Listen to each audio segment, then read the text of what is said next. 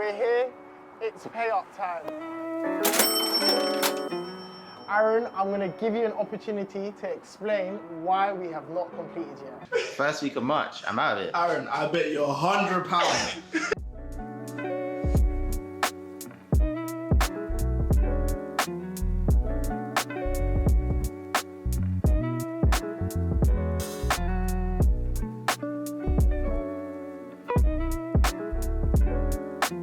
So it's mainly been like the orders, that's what's held us back. Having skilled trades come in, we're not having stuff ordered in the right sizes, but we've got everything here now. We're ready to get all the second fixes just completed and finished off and get people in. Like we've done a lot, especially on the first floor. The first floor's pretty much there or thereabouts. It's just the ground floor now, which we're heading to completion. So I hope to have this finished soon. But what we're gonna do, we're just gonna go through a quick fire round update of the whole project because it's a big site. We've already seen most of it and we're gonna be back here for the end product anyway. Now we're on the first floor. We can see here you are literally at that finish line. Yeah. You've done your skimming, you've done your painting, you've got some of your fixtures in the bathroom. Now, this room is really bright, it's really airy, it's got nice natural sunlight coming in here. Yeah. So tell me, what was the inspiration behind these oak wooden laminate flooring against these blue walls? With all the HMOs that I'm having done now, I'm going off my brand colours and implementing that into the whole brand, the whole company. So when you see these blue walls, when you see those features, those colour schemes, the off-grey walls as well across the whole house, and the oak flooring, it just matches really nice. So when you see the blue walls, oak flooring and off-grey, you know it's an ADK product. 100%. And I guess that's when it gets really good, when you are scaling and you can start benefiting from economies of scale. So as you're growing the portfolio and you've got multiple projects going on, you can use the same sort of material, the same paint, and just move them across different sites and save you the cost in there. And again, when we're talking about the HMOs and trying to make it sustainable as possible and cost effective, you don't want to be really getting the high-end finishes and the high-end products, 100%. But with little things like just touches of paint and colour, really just uplifts the room and make someone want to look after the room and pay the extra price for it. 100%, and you don't feel shy ordering more. That's the main thing. You can move across to another project, which you couldn't do previously. So now, where I've been scared recently ordering less, now I'm gonna order more because I just use it for another site. And the last thing you want, especially this is something I've experienced with, as you're running through the project and you're looking at that budget and you're thinking, do I need 5 extra pots? And you're thinking, nah, it's fine, let me just get the 4. And then during the day you get that call saying, oh, we need more paint, or we need another box, or we can't do anything. And that's so super annoying. But I'm really glad to see that you've got this level of consistency and that you're going to be running through the whole project. And again, let's have a quick look at the bathroom in here. With the bathroom, what was the inspiration around the towel sizes as well? Because I can see you've gone for a lot bigger towels. So efficiency.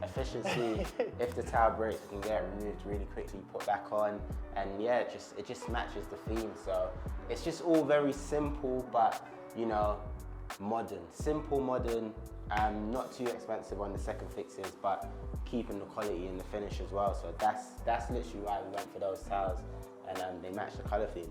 No, really nice. So let's take a look at some of the other bedrooms up here as well. It's good to understand what challenges have you faced in terms of building here when you started, as it progressed. Were there any things that you got called and said, oh, we can't do this, or this won't fit, or things like that? Challenges, I'd mainly say it's been the doors, where, we've used maybe different people to get the doors access put in. The door frames are being done by a different person, so just being able to get the right sizes, make sure it's all fitted quite well, and making sure that with the fire regulations, because it's a HMO, I'd say that's been a challenging side. But we're making it happen. We're doing it, so that's all sorted now.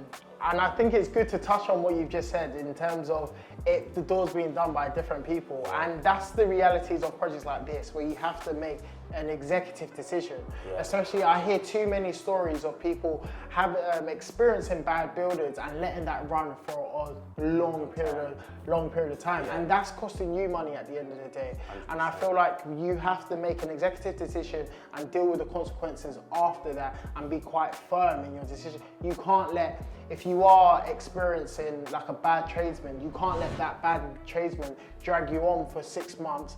You lose money in the long term, but where another thing I'd probably say about this is where I've projects managed myself, a lot of learnings which, you know, I probably don't see myself doing again. It was good to learn, but now it's more structure, making sure we have a good team behind us and just one main contractor to deal with it. You know, just take everything and you yeah, that's what they'll get paid for. So yeah, it's always good to start looking at those things, doing it yourself. But now it's time to scale and level up and grow in volume. So those are the next stages. Oh, that's really good. So as we walk forward into the other bedrooms, I think it'd be really good to ask as well, as you project manage this yourself, what are the telltales of a bad tradesman? Because you kicking off someone on this project already tells me that you are firm in your decisions and you know how to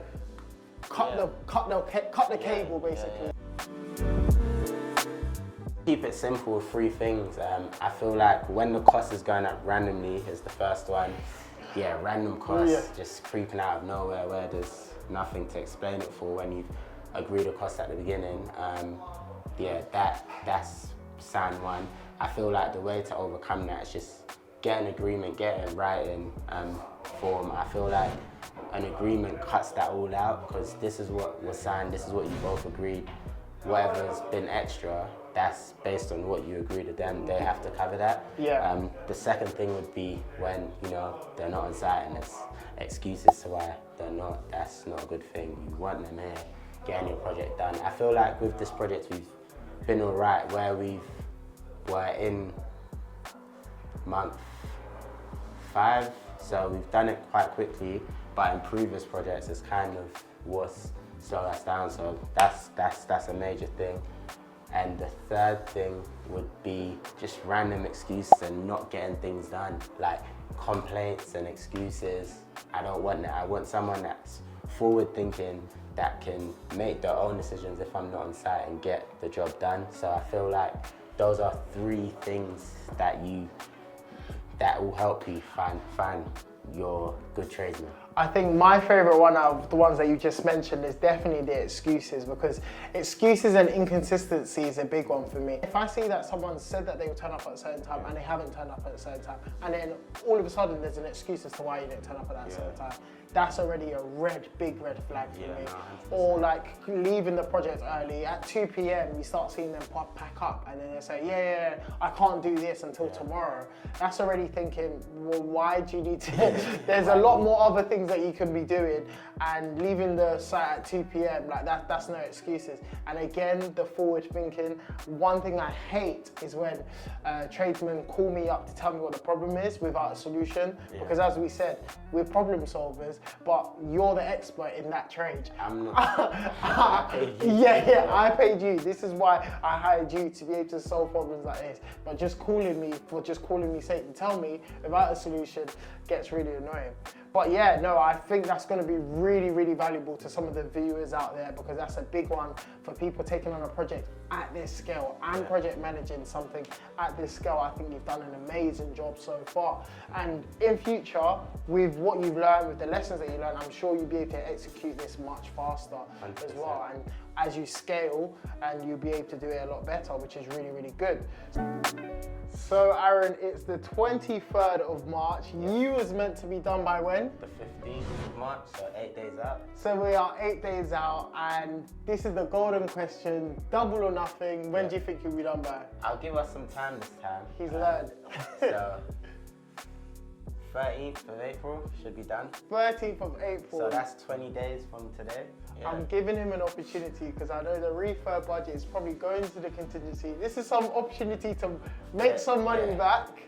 13th of April, guys, we'll be back here to see this in final form, we hope. Yeah. So remember to like, comment and subscribe, and we'll catch you in the next video. The doors, wait, 2 seconds, hold on. Thought that was more. That's just tough. paint. It's just paint. It's just paint. How did it end up there? This is white. Yeah. No. This is well. My heart's that. Yeah.